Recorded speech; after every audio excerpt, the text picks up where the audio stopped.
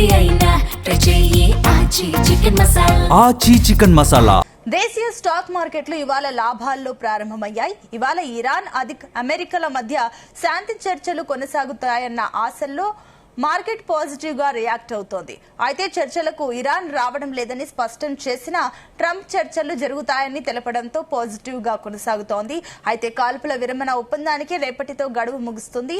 ఈ నేపథ్యంలో సెన్సెక్స్ 500 గెయిన్ అయ్యి 79,000 మార్కును దాటి ట్రేడ్ అవుతోంది. అదే సమయంలో నిఫ్టీ కూడా 100 పాయింట్లకు పైగా లాభాల్లో కొనసాగుతోంది. ఇక బంగారం ఇవాళ ఫ్లాట్ గా కొనసాగుతోంది. ఇక వెండి 1300 తగ్గింది.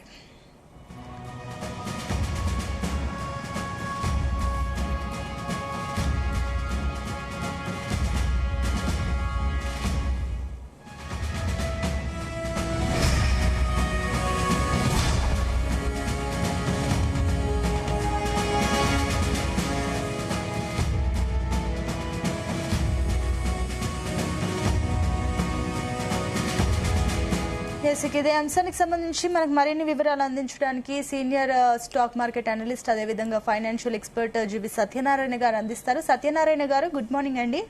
Good morning Sunitha. సో మీరు చూస్తున్నారు ఈ రోజు లాభాల్లోనే కొనసాగుతున్నట్టు కనిపిస్తుంది. ఏంటి ఏమనుకోవచ్చు, ఇదే కంటిన్యూ అవుతుందా ఎండ్ అయ్యే వరకు? ఏది మన షేర్ మార్కెటా? ఎస్. హలో.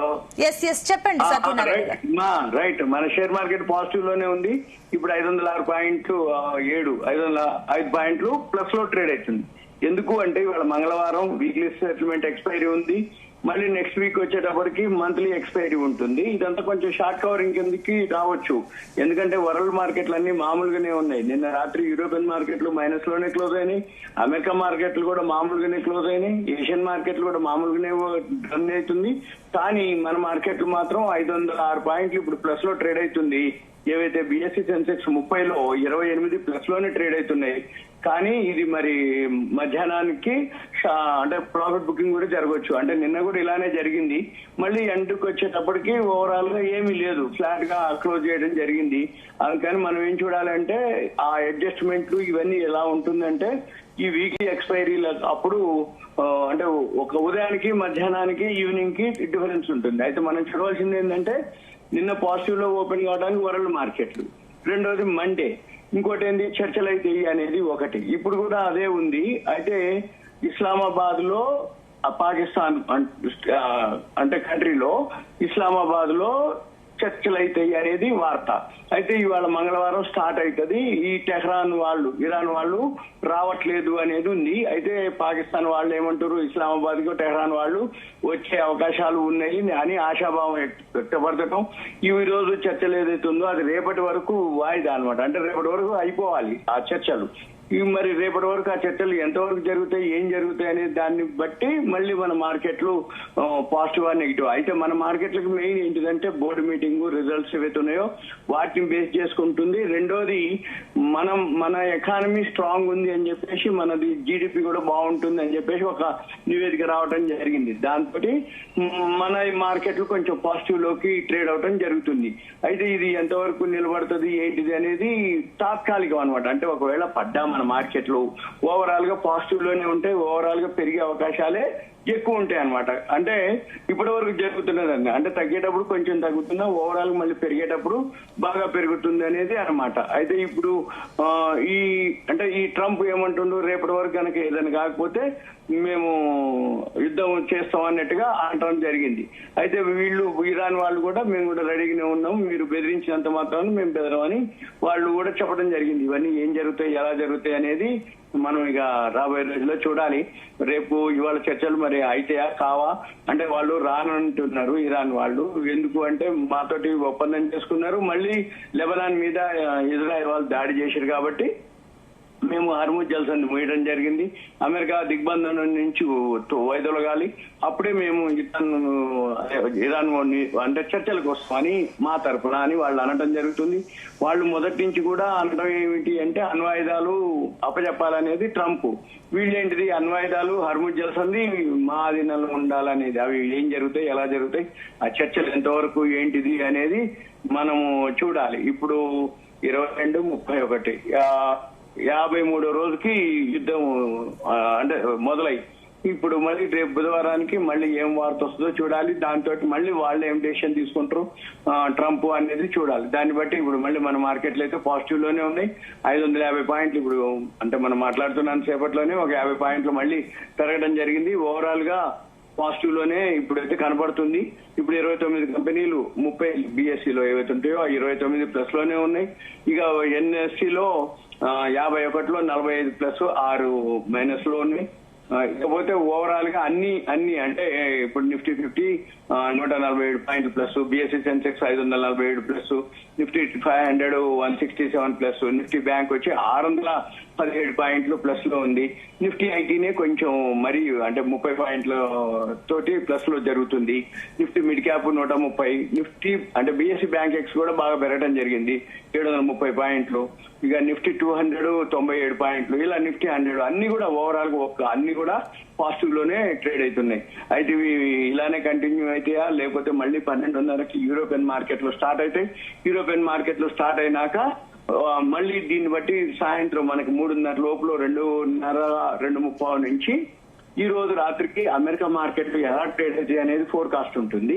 దాన్ని బట్టి మన మార్కెట్ లో క్లోజ్ అవడం జరుగుతుంది. ఒకటి ఇప్పుడు మళ్ళీ లేటెస్ట్ గా ఏంటిది ఇస్లామాబాద్ లో చర్చలకి ఇరాన్ వాళ్ళు వస్తున్నారా రారా అనేది ఒకటి.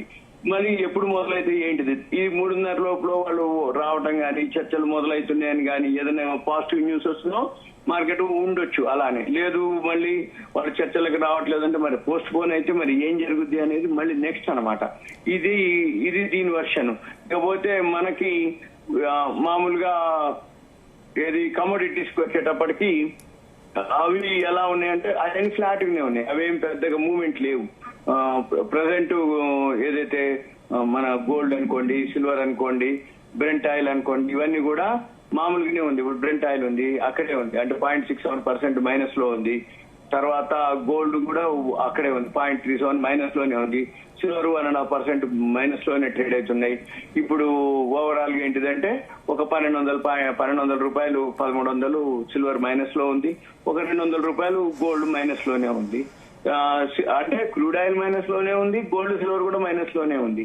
అంటే అన్ని అక్కడక్కడే అనమాట. అంటే న్యూట్రల్ అంటాం, స్థిరీకరణ అంటాం, ఫ్లాట్ గా అంటాం, మూవ్మెంట్ లేదనమాట. కన్సాలిడేషన్ అంటారు. ఇటువంటి స్టేజ్ అని కన్సాలిడేషన్ స్టేజ్ అంటారు అనమాట. ఇవన్నీ మనం ఎలా ఏం చూడాలి ఏమిటి అనేది వెయిట్ చేయటం తప్ప, మనము న్యూస్ ని అబ్జర్వ్ చేయడం తప్ప ఇక మనం ఏమి ఎక్కువ మనం చేయడానికి లేదు. ఎందుకంటే ఏ టైంలో ఏం జరుగుతుందో తెలియదు. దాన్ని బట్టే మన మార్కెట్లు కంటిన్యూగా అంటే వరల్డ్ మార్కెట్లు తోటే మన మార్కెట్లు కూడా వీళ్ళు ఇప్పుడు బెదిరించుతున్నారని అంటారు. ఇరాన్ వాళ్ళు మేమేమి మీరు బెదిరించినంత మాత్రం మేమేమి బెదరమంటారు. ఇలా జరుగుతూ ఉన్నాయి అనమాట. అంటే అసలు ఇందులో ఎంతవరకు నిజం, ఎక్కడ ఏం చర్చలు అయితే అది ఎంతవరకు సఫలీకృతమా విఫలీకృతమా, మళ్ళీ పోస్ట్ పోనా, మళ్ళీ దాని వరకు ఒకవేళ చర్చలు కనుక ఏమి జరగకపోతే ట్రంప్ నేను మళ్ళీ యుద్ధం జరుగుతుంది అన్నట్టుగా చెప్పుకొచ్చండి. మరి యుద్ధం జరుగుతుందంటారా మళ్ళీ, లేకపోతే ఇంకొక మళ్ళీ ఏమన్నా టైం పొడిగించి మళ్ళీ చర్చలు అంటారా అనేది తెలియదు. ఒకటి. రెండోది ఏంటి, ఇప్పుడు ట్రంప్ ఏదైతే ఉందో మిగిలిన అయిపోయినాయి అంటారు డీలు. అవన్నీ చిన్న అనమాట, నెగ్లిజిబుల్. ఇప్పుడు అవన్నీ కాబట్టి మరి ఇక ఒకటి. ఇంకొకటి ఏంటిది మెయిన్, ఇప్పుడు ఈ ట్రంప్ వచ్చేటప్పటికి అమెరికా వాళ్ళు 2 నెలల క్రిందట అమెరికా సుప్రీంకోర్టు ఒక జడ్జిమెంట్ ఇవ్వడం జరిగింది. ఏది ట్రంప్ కు వ్యతిరేకంగా. ఈ లాస్ట్ ఇయర్ ఏదైతే ఆయన అధ్యక్షుడిగా ఎన్నుకోబడ్డ దగ్గర నుంచి ఏవైతే సుంకాలు టారిఫ్లు అన్ని వసూలు చేసిండో అవన్నీ కూడా ఫిబ్రవరి 20వ తారీఖు వాళ్ళకి ఇచ్చేయమని చెప్పేసి తీర్పు రావడం జరిగింది. 2 నెలలు పట్టింది, ఇప్పుడు ఇచ్చేస్తున్నారు అన్నట్టు.